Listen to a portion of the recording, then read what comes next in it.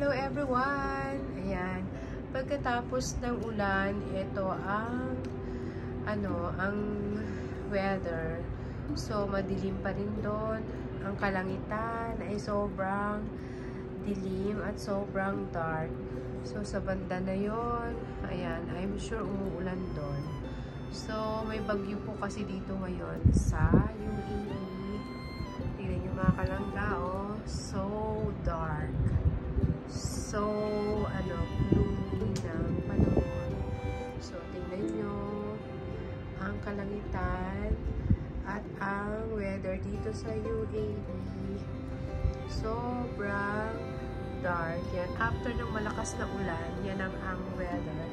So, tingnan nyo mga kalangga, sobrang dilim pa po ang kalangitan. Tingnan nyo mga kalanggi.